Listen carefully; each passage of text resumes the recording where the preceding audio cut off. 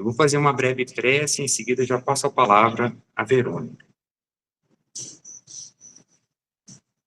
A partir deste momento, todos nós possamos nos sintonizar com a espiritualidade superior, acalmando nossas mentes e corações, buscando a paz e o silêncio.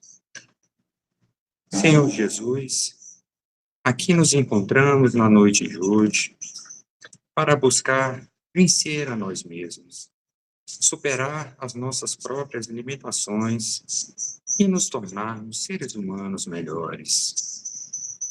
Que a sua luz se faça presente, auxiliando-nos a realizar a transformação de nossos pensamentos, sentimentos e comportamentos, a fim de ajustá-los às leis divinas.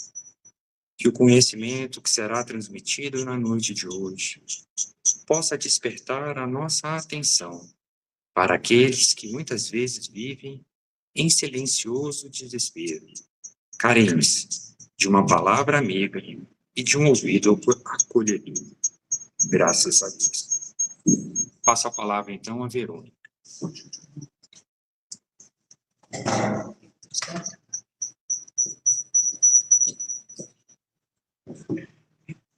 Boa noite. Espero que esteja tudo bem com vocês. Sabe aqui? Melhor ainda. Eu costumo trazer uns temas que eu tento sempre dar um viés mais leve, mas hoje eu não vou fazer isso, não. Eu vou pedir desculpa a vocês, que hoje o tema eu sinto muita necessidade de falar um tema mais... Enfim, eu vou explicar para vocês por que eu acho que a gente precisa tratar desse tema com um pouquinho mais de ênfase. Então, boa noite a todos, pessoal que está em casa, boa tarde, e agora todo mundo assiste de manhã, né? Então, sintam-se abraçados em qualquer momento. O que me fez trazer esse tema, primeiro eu fui convidada para a semana, né, da questão do suicídio, combate ao suicídio, para falar sobre um tema bastante parecido. E aí, assistindo outras conferências, eu comecei a ver a preocupação de todas as pessoas de não falar nada muito pesado, né? Por causa dos sobreviventes, por causa das pessoas que estão em depressão, coisa que eu acho extremamente correto, né? Eu também não costumo falar. Mas comecei a perceber que há também um outro lado dessa moeda que, na minha opinião, não cabe a nós que estamos aqui resolvermos essa linha de passagem de conteúdo. Parece para mim assim como a gente antes não traduzia a Bíblia, sabe? A Bíblia ficava só para os iniciados. Aí passa para o povo só o que a gente acha que o povo deve saber.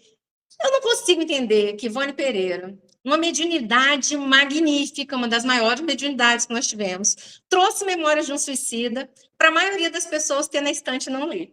Porque todo mundo fala assim, ele é muito pesado. Ele é muito forte, não é? Pesado, gente, pesado é jornal nacional, um perigo para a saúde mental, larguem as drogas, por favor. Ivone Pereira nunca vai ser tão pesado quanto o noticiário, nunca vai ser tão pesado quanto o Facebook, nunca vai ser tão pesado quanto as fofocas que estão rolando nos trabalhos, no salão de beleza, no ponto de ônibus, onde a gente estiver. Então, vamos começar a questionar até onde a gente está bloqueando a Bíblia de chegar a todos, ou até onde a gente está realmente tendo cuidado com o próximo. É claro que a gente tem que ter cuidado. E por isso, então, eu trouxe esse tema hoje, para a gente entender de que nós estamos falando, né? Então, a doutrina, ela é dos espíritos. Ela não é minha, ela não é de Kardec, né? Nós não somos kardecistas de jeito nenhum. Kardec, eu acho que tem dor de cabeça quando... Mentira, Kardec é evoluído, né? Fica dor de cabeça para a gente. Mas vocês veem que ele buscou um pseudônimo para não personalizar, porque ele era um grande estudioso à época. Se ele colocasse o nome dele, ia falar, olha, isso é do Hipólito, é do Hipólito. E ele pegou um pseudônimo para falar, isso aqui, tá? A doutrina é dos espíritos. Ele que deu esse nome? Não. Outro dia uma pessoa falou assim, ele foi tão humilde, né, que ele colocou que é a doutrina dos espíritos. É humilde? Não, ele não foi humilde. Ele colocou o nome que os espíritos mandaram colocar. Ele foi sensato, ele foi justo, ele foi uma pessoa correta. E ele foi uma pessoa que tentou, se tinha uma pontinha de mentira, ele cortava tudo aquilo. Ele não se dava, né, falar, eu acho que está certo. Não, vocês vão ver muita discussão dele com as pessoas na Revista Espírita. Quando ele coloca nas obras centrais, é porque ele já chegou ali a um ponto de acordo com a maioria das mensagens. Ele não era médium. Por que será que Kardec não era médium? Não era médium porque a doutrina não era dele. Já imaginou se a mediunidade dele começasse a intervir? Né? Eu quero falar isso aqui, mas não é bem isso, porque eu tive uma intuição, né? E outro dia eu vi, infelizmente, a moça virar para mim e falou assim, porque eu fui pintar isso e Jesus veio ao meu lado. Falei, que bom, ele está com todos nós o tempo inteiro. Mas teve uma hora que eu falei para ela, você sabe que não foi Jesus ao vivo e a cores. Né? Foi uma visão magnífica. Ela regalou o olho desse tamanho, espírito de nascença. Não, eu falei assim, não, querida, não dá para o Espírito de Jesus passar pela nossa, não falei assim não, bem bonitinho, mas para ele se aproximar assim, para pintar uma blusa embora, não dá, não tem condições. Então, a gente às vezes tem uma certa dificuldade em entender que a doutrina espírita é a doutrina dos espíritos, e por isso nós não podemos modificar. Nós não podemos modificar todo aquele estudo que Kardec se deu o trabalho de fazer, nos mostrando que tudo tem uma lógica, uma coerência. Então, será que é verdade isso que está sendo dito? Que a crença espírita, seja no Vale dos Suicidas, que é o nome trazido por Ivone Pereira, no Memória de um Suicida, seja em qualquer local do mundo espiritual, é o que angustia os parentes em luto? Não é o inferno eterno, não? Não é a Bíblia que diz que a pessoa vai para o inferno e fica a vida inteira lá, não. Não é a palavra do pastor, não é a palavra do padre. É o livro que mostra que tem saída. É um livro que mostra que em torno de 15 anos a pessoa está se recuperando bem. Vamos ter cuidado com o que a gente mesmo está assinando embaixo. O espírita mesmo se compromete. Porque nós temos uma palavra que não é para se guardar embaixo do travesseiro. Não é proselitismo, não é conversão. A gente não está nem um pouco preocupado se a pessoa vai ser espírita, se ela não vai ser espírita. Mas a gente consegue perceber a validade do conhecimento espírita nos dias de hoje. O que é, pós-pandemia, as pessoas entenderem que, sim, eles voltaram para contar de uma forma sistematizada, porque eles voltam para contar todo dia, em todos os tempos religiosos, não é? Mas com Kardec, foi sistematizado. Então, por exemplo, vocês todos que estão aqui, sabem se eu vou falar bobagem ou não? Porque todos leram, claro, todo mundo leu bastante livro espírita, todo mundo leu o livro dos espíritos, todo mundo leu o Evangelho, leu as obras complementares ali, a coleção André Luiz, os romances de Emmanuel, e aí a gente vai ouvindo a pessoa falando, sabe, não, isso é bobagem aqui, ó. Emmanuel ali contou uma história assim, André Luiz contou uma história de outra forma. E a gente sabe, então, que aquela informação não está certa. Mas eu não sei usar isso aqui. Então, eu tirei aqui, então, um resumo do Livro dos Espíritos. Os seres que se manifestam designando-se a si mesmos, como dissemos pelo nome de espíritos ou gênios. Então, olha só. Os seres que se manifestam, não é Kardec, ele está falando, seres que se manifestam. Como já dissemos, né? Eles se designam a si mesmos. Os espíritos que se manifestam se designam a si mesmos. Eles se designam espíritos ou gênios. E eles também dizem que alguns, pelo menos, já viveram como homens na Terra. Eles constituem o mundo espiritual como nós constituímos durante a nossa vida o mundo corporal. Como é que a gente vai querer mudar e falar, não, isso aqui a gente vai deixar falar depois? Kardec pegou muito pesado aqui no Livro dos Espíritos. Kardec não pegou nada. Foram os espíritos que encaminharam, os espíritos encaminharam em 1857, estava sendo publicado. Em 2024, no auge da depressão e da ideação suicida, a partir da criança, nós vamos achar que isso é muito pesado? Vamos deixar a pobre família continuar acreditando que a alma vai para o inferno? E que a mãe vai se esquecer dos filhos, que isso é menos pesado? Gente, vamos acordar. O livro Memória de um Suicida é belíssimo. O início é um pouquinho pesado, esses 2 primeiros capítulos. Quem assiste ao Nacional, tira de letra. Estou fazendo propaganda mal da Globo. Não, gente, coraçãozinho, não tem nada contra nenhuma emissora. mas eu não assisto televisão aberta há 18 anos, preciso. Porque, para mim, aquilo era muito pesado. E, nesse meio termo, eu já li Memória de Suicidas 3 vezes. Porque não é pesado, é lindo. É lindo a gente olhar e ver. É assim que acontece. Gente, é genial. Então, se a gente lê com aquele olhar de ai, meu Deus, eu não quero sofrer. Não, a gente tem que olhar com um olhar de quem está tendo oportunidade, por quem já esteve aqui. Sim, eles voltaram e nos contaram. Só que eles contam o tempo inteiro para todo mundo. A gente tem que selecionar de quem a gente ouve. Tem muitos livros que se dizem espíritas, que estão lá na prateleira de mais vendidos, livros espíritas, não são sequer espíritas. Tem vários erros doutrinários. Mas, infelizmente, Kardec disse, amai-vos e instruí-vos. Graças a Deus, no amai-vos, eu acho que a gente está mandando bem, né? Espero, pelo menos. Acho que amai-vos ele está firme. Mas no instruí-vos, a gente está mal mesmo, né? A gente está assim, abre o evangelho ao acaso para melhorar um pouquinho. Não, a gente tem que estudar.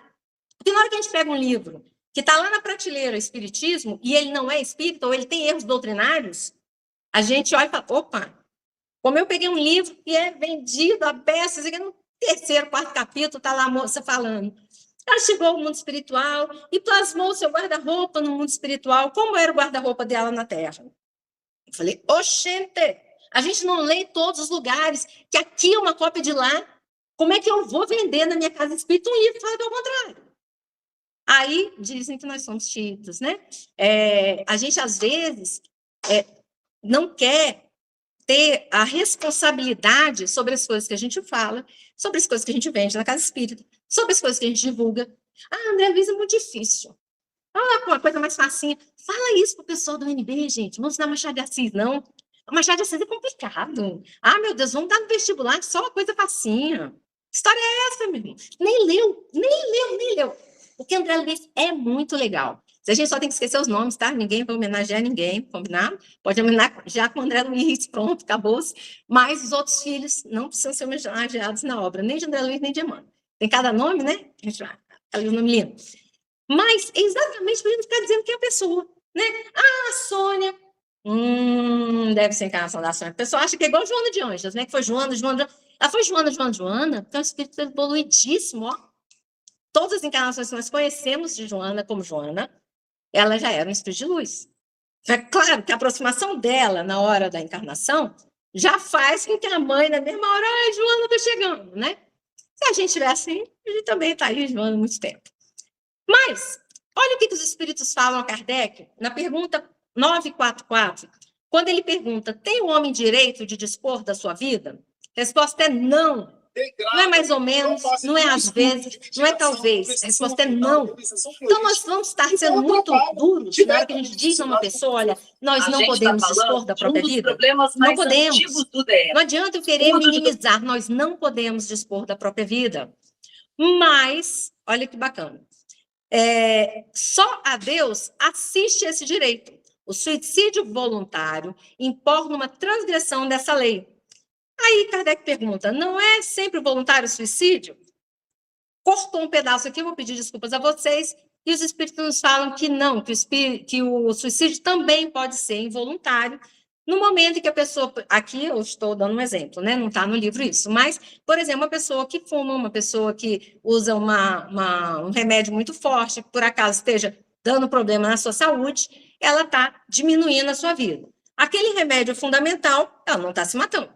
Se aquilo ali ela está usando para, né, até xarope foi retirado de farmácia, porque as pessoas usavam, junto com outras substâncias, como alucinógeno. A pessoa está usando mal uma medicação, ela vai responder pelo mau uso da sua medicação. Então, os espíritos usam essa frase, que eu acho muito interessante. O louco que se mata não sabe o que faz. Nós sabemos o que acontece. Nós sabemos que não há punição eterna. Nós sabemos que tudo tem uma solução e que tudo passa. Então, vamos lembrar disso todos os dias. E aí, direto e indireto, né? Trazendo uns exemplos aqui, como os vícios, de um modo geral, todo tipo de vícios, calmantes, por exemplo. Coloquei calmantes porque tem sido muito utilizado hoje em dia, né? Então, mas eu preciso do calmante. Ok. O que a gente falou primeiro, né?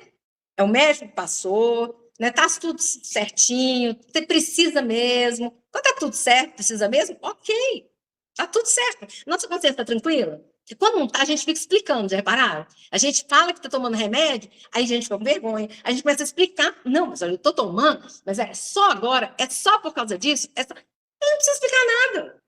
Eles têm que saber se tem que tomar ou não, é o médico. Vai chegar lá e fala, doutor, você tem certeza que eu preciso desse remédio? Tem. O médico é bom? Ok. Então, né? Quando é um remédio muito forte, é claro que a gente busca mais de uma informação, né? Vai a mais de um médico para ter certeza que aquela medicação é necessária. Mas é claro que nós estamos aqui vivendo 2024 pleno, né? Ah, eu estou com dor de cabeça, não vou tomar remédio não, porque pode estar, né, contaminando meu perispírito. Coitado, vai ficar com dor à toa. Vai chegar lá em cima, o doutor Bezerra vai chegar e falar, querido, pedi para te entregar a Novalgina, você não tomou, né? Porque a gente tem os recursos para utilizar de maneira sábia. Aquele que utiliza demais uma dipirona, chega uma hora que ela não faz efeito. Aí vem a dor cresce e ela não faz efeito. Ah, mas eu utilizei muito por um motivo de saúde, sem problemas. Bora lá que tem mais recursos na medicina, vamos usar. E aí, por aí vai, né? Teve uma vez que eu virei com o médico da minha mãe e falei assim, ele aumentou a dose do Rivotril, e ela estava com, sei lá, 88 anos, acamada, 12 anos, ela quando desencarnou em 2022, ela estava 12 anos acamada. Eu olhei para ele com aquela testa franzida, falei, mas doutor, isso não vicia? Ele riu da minha intimidade, um problema, né? Ele riu, falou, vicia. Ela não vai poder ir para a festa depois, não. Eu olhei para a cara dele e comecei a rir. Gente, nós estamos falando de uma senhorinha que está em estado terminal de vida. Vicia, deixa viciar. É melhor que ela não dormir à noite, tadinha. Agora, eu tive uma época que eu tive que tomar o mesmo remédio, o tal do Rivotril. Eu fui tratando de tirar aquele remédio da minha vida, porque eu sei que vicia. E eu não sei quanto tempo mais eu tenho. Podia até ter ido antes dela. Mas a gente sempre trabalha com a ideia de que nós vamos viver 100 anos, 200, sei lá quanto. Quem vai decidir é Deus, porque nós, na verdade, já decidimos antes de encarnar. Mas nós não nos lembramos. Então, a gente não lembra por um bom motivo. A gente tem que estar aqui firme. Minha mãe foi desenganada 7 vezes. 7 vezes de juntas médicas se reunirem. A primeira vez que ela foi desenganada foi no ano de 2000, após um AVCH atrás do olho. AVCH é um acidente vascular cerebral hemorrágico. A veia arrebentou atrás dos olhos. Foi uma coisa absurda, teve várias convulsões, teve parada respiratória, parada cardíaca, ficou 16 dias em coma, depois voltou do coma, os médicos tiveram que induzir o coma, porque ela não podia, o cérebro tinha que descansar para aquele sangue ser absorvido. O médico, que graças a Deus, né, doutor Suzuki, que já desencarnou, doutor Cunho Suzuki, operou, mas disse assim, eu preciso de X tempo. Depois fui ficar sabendo com uma grande amiga da UNB que ele, por 15 dias, foi dessecar cadáveres na UNB para ver a possibilidade, a viabilidade da cirurgia, porque ninguém queria fazer. Atrás do olho, lá no meio, atrás do olho. E não era uma cirurgia que desse para fazer sem ser aberta. Então, era uma coisa assim absurda. Todo mundo dizendo que ela é desencarnada. O doutor Cunha trocou ela de hospital. Voltou. Um belo dia, eu estava assim atrás da porta, fazendo oração. Aí o médico passou do lado, aí um virou para o outro e falou assim, essa paciente aqui não tem mais condição de sobrevivência, né? Aí o outro, rapaz, você não tem ideia do que eu já vi essa daí fazendo, não falo nada não. Porque eles me disseram que eram 72 horas de vida, e aí ele estava falando isso 2 meses depois. E ela acordou comigo na UTI, ela acordou chamando minha irmã, e eu gritava o nome da minha irmã na UTI, também tá chamando. E aí abriram a porta, os médicos abriram a porta da UTI, minha mãe entrou correndo na UTI, e minha mãe começou a conversar com ela. Né? Minha irmã, ela sempre foi muito próxima, minha mãe, e aquilo para a gente, e os médicos parados olhando. Né? Então, os médicos desenganaram minha mãe em 2021, ela não desencarnou, em 2022 eles falaram assim, daqui a 3 dias ela volta para casa e ela desencarnou. Meu pai, eles estavam desenganados, tinham desenganado meu pai desencarnou em 2023, eles desenganaram meu pai, e aí, quando estava assim, 2 semanas, mais ou menos, que ele estava no hospital, começou a melhorar tudo, foi uma maravilha. E eu falando para minha irmã, ele vai desencarnar agora, ele já tá para desencarnar, Aí fizemos uma oração, processou-se o desencarne na nossa frente. e ele continuou em aparelho, sem morte encefálica por 1 semana. Não tem assim, não é para quem quer, é para quem pode, né? Foi recebido pela mãe dele, que desencarnou quando ele tinha 6 anos. Então, toda a família vindo buscar, todas as pessoas do centro, foi uma coisa mais linda, a gente teve a oportunidade de estar numa vibração linda, com todo mundo em volta. Eu pedi no dia para o médico da UTI permitir, eu entrei no embalo dele e falei, ele vai desencarnar? Ah, meu Deus, ele vai, não passa de hoje, então eu preciso trazer minha família. Então, eu levei a família toda para lá, falei para todo mundo, ele não vai desencarnar hoje, mas ele está indo. Então, vamos fazer. Aí, a gente fez aquela oração, é claro que no dia seguinte ele estava ótimo, maravilhoso. Eu virei para o médico que era da Igreja Batista, falei, doutor, o senhor sabe que nós fizemos uma concentração energética nele, ele não está bom, ele não melhorou nada. Ele ia olhar para mim com aquela carinha assim, de, claro, querido, mas quem tem sou eu. E aí, previu a alta dele. Quando ele colocou meu pai em situação de alta, eu falei, então quer dizer que eu posso viajar? Claro, Verônica, você está tão cansada, não sei o quê. Eu pensei comigo, ele já desencarnou. Eu vou viajar, porque a gente vai cremar, tá? Viajei na quarta-feira, papai desencarnou no sábado de manhã, e eu deixei na quarta-feira de manhã pago a remoção do corpo para sábado, pago os dias que ele ficaria no necrotério, aguardando 72 horas para que fosse feita a cremação, que é o mais indicado para desprendimento total do espírito. Então, a gente marcou, deixei marcado, né, cremação para terça-feira. Aí a moça falou assim, mas não pode ainda pegar o corpo? Falei, não pode. Mas por quê? Está havendo algum problema? Porque quando tem problema, não pode cremar. Aí eu falei, não, problema nenhum. Não, mas o hospital disse que a gente não pode? Eu falei, não, é porque ele ainda não faleceu. A mulher deve ter me achado uma assassina, né? Não, então não posso fazer, não posso. Eu falei, querida, eu assino o que você quiser. Bota uma multa de 100% se não for nesse dia. Aí ela botou 50% de multa, caso tivesse alguma alteração, e não teve alteração nenhuma. Sábado de manhã, o único dia que eu deixei meu celular ligado, porque meu celular sempre está desligado, 6h30 da manhã, a médica me ligou, super sem graça, passadinha, uma grande amiga, me falando assim, olha, aí eu falei, amigo, não precisa ficar sem graça. Papai, o corpinho dele parou de funcionar, né? Ela, a gente não consegue entender. Eu falei, não, a gente consegue. A gente acredita em Deus. Você acredita em Deus. Ela é muito católica. Então, era muito legal, porque ela era muito católica. O médico principal era muito evangélico. E eu muito espírita. E a gente junto ali, a gente conversava abertamente sobre tudo. E ele um dia falou para mim, eu tenho que te confessar, que quando a família é espírita me dá muito menos trabalho. É disso que nós estamos falando, de uma UTI. É este o tipo de livro que a gente está tendo preocupação que as pessoas tenham acesso. Então, essa listinha aí, por que eu botei a listinha? Porque a pessoa tem mania de botar o dedo no nariz do outro, né? Ele fuma, ele está sendo suicida indireto porque ele fuma. Vamos pegar esse dedinho, botar no nosso narizinho, esquecer a vida dos outros e focar na nossa, que é a única que a gente sabe de verdade. Então, olha só, irritação, impaciência pode acelerar o nosso processo de desencarne. Aquela coisa excessiva de todo dia, de eu estar me matando, para quê? Para comprar um carro? Está se matando para ajudar uma pessoa? Não, está se matando para comprar um carro, está se matando para, sei lá, para ir para o cinema. A gente tem que parar para pensar, é importante para o cinema? Claro que é, adoro. Adoro trocar de carro, adoro, ok. O problema são os excessos, né? A gente precisa de um carro para se locomover, a gente precisa de um Porsche. Talvez eu precise, mas não tem dinheiro. Mas, ainda que se tiver dinheiro, pessoas morrendo de fome, a gente vai comprar um Porsche. A gente tem que ter noção das coisas que a gente está fazendo, porque a vida não é essa. Ou a gente entende que aqui não é a vida, ou a gente realmente está na religião errada. É melhor achar que vai ser uma só, né? Porque já entendeu que não é, né? Mas, paciência, não vai ter prova eterna em qualquer religião que vocês forem. Então, olha só, melancolia, maledicência, gente. Olha os fofoqueiros aqui na nossa lista, coisa abençoada. Então, a gente, às vezes, aquela pessoa que só fala mal de todo mundo, que tudo é sempre falando mal, quem que será que ela está trazendo para a volta dela? Quais são os espíritos que estão cercando? Aí a gente fica aqui falando mal dela. Porque ela só fala mal de todo mundo. Quase todo mundo aqui deu um risinho porque conhece alguém, tá vendo? Só que a gente esquece, quando a gente fala da pessoa, a gente também está sendo maledicente. Verônica, mas não estou sendo suficiente para desencarnar por isso. Ok, mas está sendo suficiente para chamar os espíritos que estão com ela para perto de você. Olha que lindo. Lei de atração, lei magnética. É a coisa mais linda que tem quando a gente estuda uma religião que não tem exceção.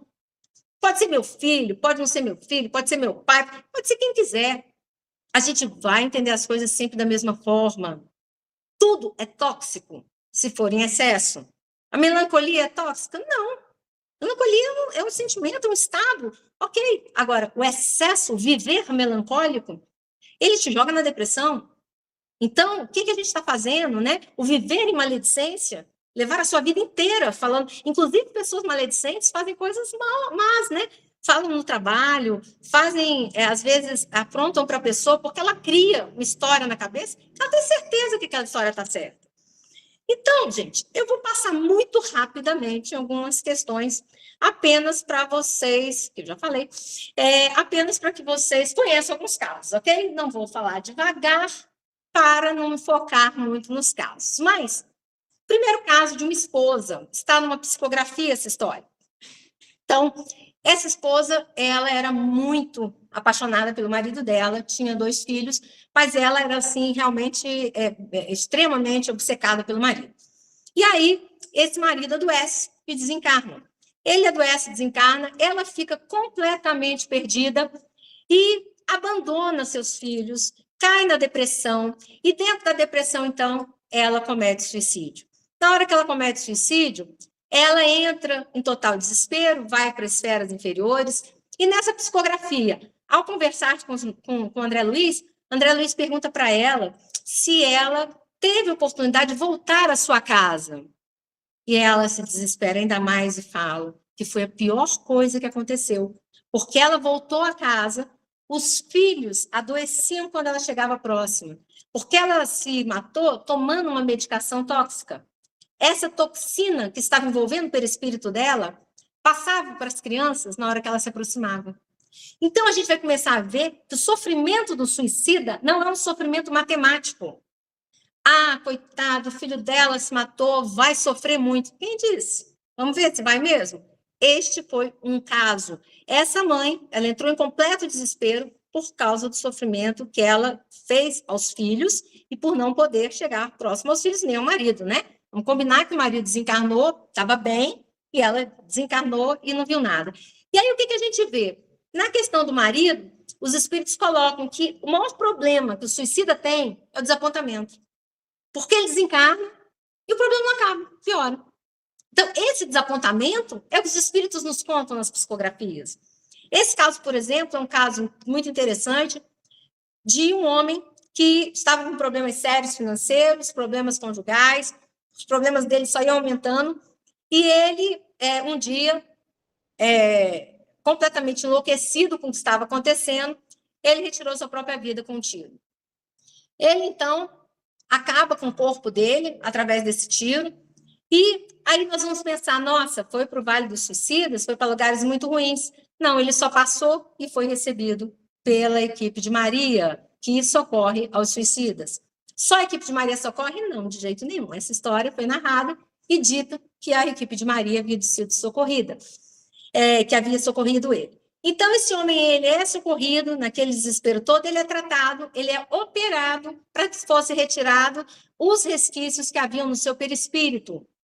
Por quê? Como eu disse, ele cometeu num surto de desespero. O cérebro dele não estava pensando direito quando ele fez o que ele fez. E olha que bacana. Quem vai saber disso? A nossa consciência. Está tudo armazenado na nossa consciência. Quando a gente faz uma coisa errada, às vezes a gente consegue contar para todo mundo está achando bonito, mas a gente não sabe que está errado. A gente fica com aquela coisa, né? Então, você matou aula na escola, a mãe não está sabendo. Você passou o ano inteiro, meu Deus, mas não fez nada. Teve uma vez que eu matei aula, vou confessar. A única vez que eu matei aula na escola, no horário do colégio mesmo, eu matei e fui pro banheiro. E eu fiquei no banheiro chorando, nervosa por o horário inteiro. Quando tocou o sinal da próxima aula, eu voltei e fui para a sala. Então, foi muito bom a minha experiência, né? Então, o que aconteceu ali? Eu passei meses achando que alguém ia ligar para minha mãe para contar que eu tinha faltado aquela aula no meio do dia. E aí eu ficava, minha mãe nunca vai acreditar que eu fiquei no banheiro chorando, de medo de alguém me apanhar no banheiro. Então, olha que complicação toda por causa de uma coisa totalmente evitável. Então, esta mesma culpa também nos traz quando a gente desencarna, seja através do suicídio ou não. Esse tormento, ou a leveza que nos traz, a alegria que nos traz, ela é diretamente proporcional ao nosso estado de espírito. Então, não há como a gente dizer para onde vai um espírito suicida. Esse irmão, então, como ele havia realmente encurtado o tempo dele de vida, ele é chamado para uma nova encarnação, e aqui ele está fazendo o primeiro projeto do seu próprio corpo, acompanhando seu mentor, e como vocês podem ver, o corpo é perfeito. Ele não teve lesões nenhuma no seu perispírito para a próxima encarnação. Ele lesionou o perispírito dele, teve que ser tratado no mundo espiritual, mas no próprio mundo espiritual ele conseguiu resolver o problema do corpo físico. Bom, aqui então é uma outra história de um suicida que ele reencarna, ele já era suicida. Aí ele reencarna, mata a esposa e se mata ao final. Então, na vida passada dele, esse homem, ele tinha sérios problemas com a violência, ele era uma pessoa extremamente violenta. Vocês podem ver que a mão dele, ele não tinha uma das mãos, ele está esse caso, ele também é na obra de... Esse aqui é na obra de Ivone Pereira. Então, ele perde a mão, e ele continua na briga, ele continua guerreando. Olha a outra mão como é utilizada, né? Então, ele nessa vida, ele tira a sua própria vida, e quando chega na próxima oportunidade que ele tem, ele então era um homem rico, já numa outra fase da Terra, e ele vê a esposa dele sendo cortejada por uma pessoa, ele pega, se enlouquece com aquilo, e ele mata essa pessoa com as próprias mãos. Ele mata a pessoa com as próprias mãos e depois tira a sua vida. Ele, então, no mundo espiritual, nessa obra maravilhosa de Ivone Pereira, Memórias de um Suicida, ele diz que ele começou a não ter sensibilidade nas mãos. Olha que coisa mais linda! Por que ele desencarnou com as mãos e depois, com o passar do tempo, ele começou a não sentir as mãos? Porque quando ele começou a entender a gravidade do que ele tinha feito, ele começou a ver o que ele havia produzido com as mãos dele. Ele havia se matado na outra encarnação e retornado com as duas mãos. Ele ainda não tinha conseguido se conscientizar do que ele estava fazendo. Na hora que ele desencarna, consciente do terror que ele fez com as próprias mãos, ele começa a entender que ele não tem como usar as suas mãos, que ele não consegue controlar as suas mãos. E ele conta, então, no livro, que ele começa a não sentir as mãos e chega a uma fase em que ele está sem as mãos. E aí ele plasma o seu novo corpo sem as duas mãos e nasce, então, a criança sem as duas mãos. Aí a gente vai ver a criança que nasce com uma deformidade, mas está coitado. E aí eu me lembro de um médium que era cego, recebi Bezerra de Menezes, coitado, né? Recebi Bezerra de Menezes. E ele, uma luz absurda, ele olhava para a gente e falava: eu não consigo entender por que vocês têm pena de mim. Tenham pena de quem está plantando e não de quem está colhendo. É isso que a obra espírita nos traz. É bonito demais, né? A gente já sabe a questão do próprio André Luiz, né? Que ele foi considerado um suicida inconsciente. Então, eu vou trazer aqui um exemplo para vocês verem. Pela vida desregrada que ele tinha, bebia, dizia que bebia socialmente, não era alcoólatra de ficar caído na rua. Bebia o suficiente para estragar o corpo físico. Alimentação desregrada, sexo desregrado. Na juventude dele, então, foi uma coisa, né, porque ele era rico, e ele, na época que ele nasceu, era ainda início de 1900, lá, final de 1800, o dinheiro e o homem, né, a mulher era um objeto, e ele, então, trouxe para o corpo dele muitas doenças, e como médico, ele ainda demorou para se tratar de um câncer no final da vida. E aí junta tudo num pacote só, a pessoa só está estragando seu corpo. Quando ela resolve lutar pela vida, já não dá mais tempo. Aí ele chega no mundo espiritual e é recebido, chamado de suicida para todos os lados, e ele se revolta. Como suicida, eu lutei pela minha vida. 8 anos se passam para que ele consiga orar. Olha a importância da gente aprender a meditar, da gente aprender a orar aqui nesse local. Se ele tivesse aprendido meditação, ele teria conseguido controlar seu pensamento e orar. A mãe dele, um espírito de luz maravilhoso, querendo resgatá-lo, mandando ideias de amor para ele, e ele, com medo dos outros espíritos, fugindo, alucinado, porque não conseguia travar o seu pensamento. Na hora que ele consegue, claro que ele é socorrido. Se a gente tem uma pessoa que ela cometia muitos delitos, ela chega aqui e fala, eu queria passar o pano de chão na casa. Nós não vamos deixar passar o pano de chão na casa porque ela fazia delito? Não, ela vai poder passar o pano de chão na casa. Ela passando o pano de chão, ela está ajudando. Então, por que Deus nos deixaria largado na lama se nós somos filhos dele e já entendemos e temos condição de passar o pano em algum lugar? Então, olha que maravilha. André Luiz, médico, é recebido no mundo espiritual, é levado para um hospital. O mentor fala, ele não vai precisar ir para as câmaras de retificação, onde ficam os espíritos que demoram mais para cair a consciência, porque ele era muito racional. Então, os mentores disseram que ele era para ele ficar quieto, ele vai olhando os outros espíritos e entende que é para ele fazer o que estão mandando e pronto, faz o que estão mandando e, após estar curado, começa, então, a conhecer o nosso lar. Olha aí, 8 anos depois. Graças a Deus, ele não ficou no pecado eterno. Graças a Deus, ele não ficou no inferno eterno. Graças a Deus, foram 8 anos, porque ele não soube segurar a sua mente e fazer oração antes, porque ele não acreditava em Deus. Então, daí a importância na reencarnação atual de nós cultivarmos o valor da oração. Eu vou contar, por último, o caso que eu acho mais interessante, que eu já ouvi na minha encarnação, que é o caso de uma menina lá do Rio de Janeiro. E essa menina, ela começou a ouvir falar dos livros espíritas, e ela pegou um livro que falava dos jardins no mundo espiritual. E ela começou a ler aquele livro e a se deslumbrar com a descrição dos jardins. E as pessoas, quando iam conversar com ela, falavam mais coisas belíssimas ainda, e ela vivia pensando naquilo. Ela cuidava dos seus pais, que já eram idosos, com muita devoção, com muito carinho, mas não parava de pensar naqueles jardins maravilhosos. Um belo dia, essa moça se joga da ponte Rio-Niterói. Isso não é uma lenda, isso é uma história que aconteceu nos idos de 1950, no Rio de Janeiro. Ela se joga, então, numa ponte e, é claro, morre ao cair da ponte. E para onde ela foi, gente? Vale dos Suicidas? Foi para o jardim. Essa moça desperta num jardim belíssimo. Ela não tirou a sua vida, ela queria ir para o jardim, a mente dela estava no jardim. E ela foi para o jardim. Só que chegou no jardim, ela passou uma semana deslumbrada.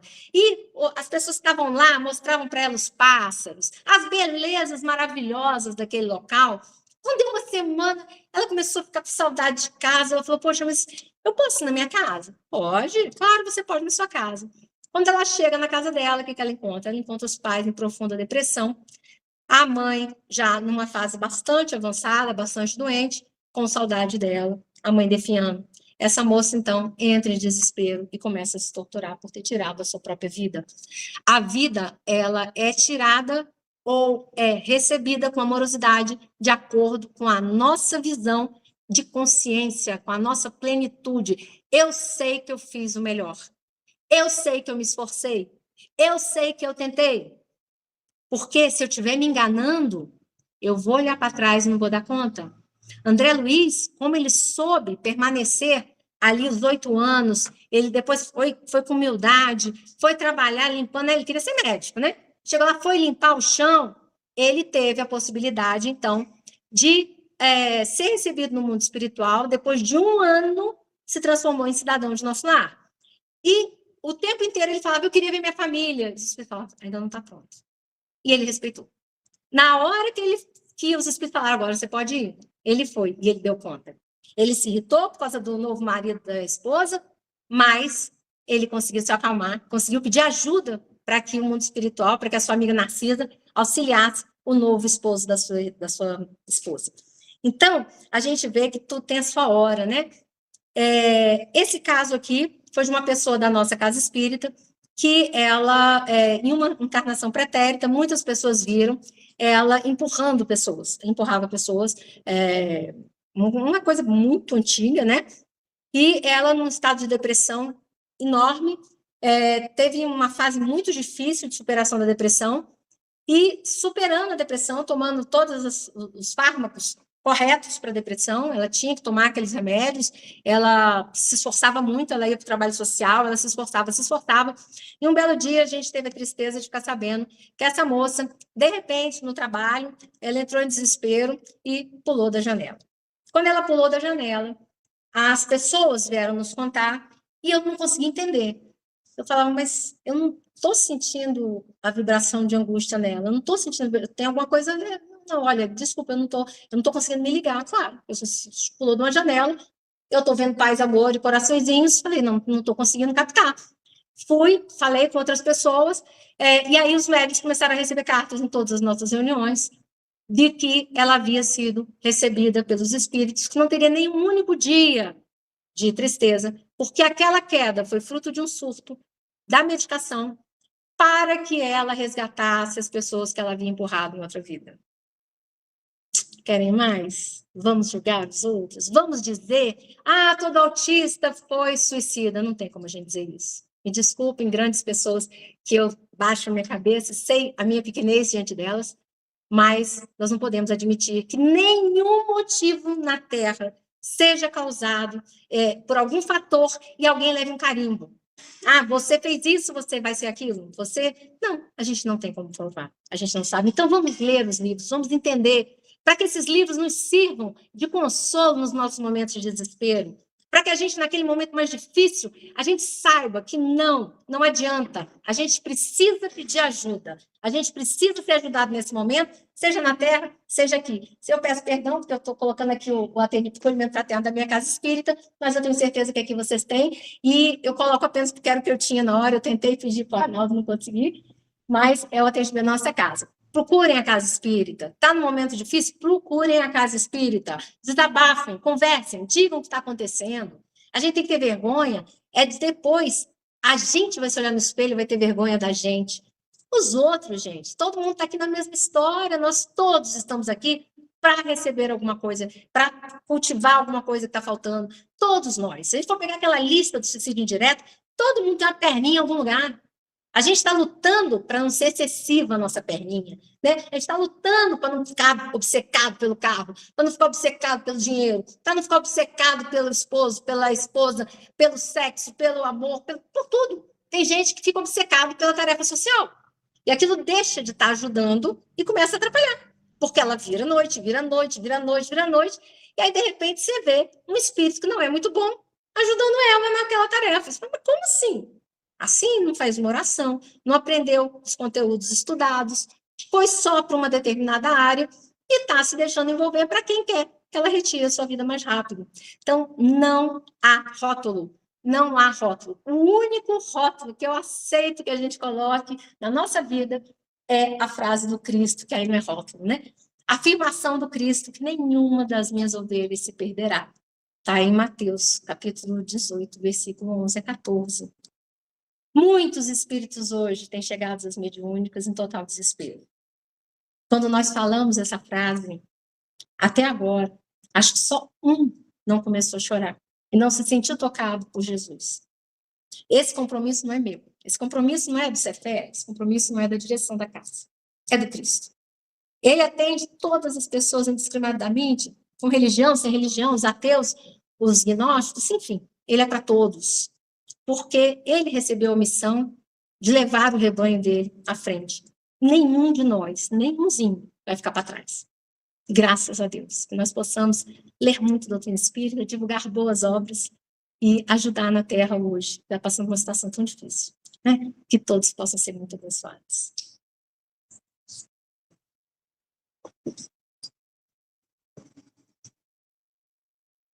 Agradecemos aqui a Verônica, que trouxe reflexões profundas, que calam fundo em nossos corações a respeito da responsabilidade de todos nós espíritas, né? Eu vou agradecendo mais uma vez a Verônica por sua palestra e por sua envolvente prece. Pedimos licença para encerrarmos a transmissão. Boa noite.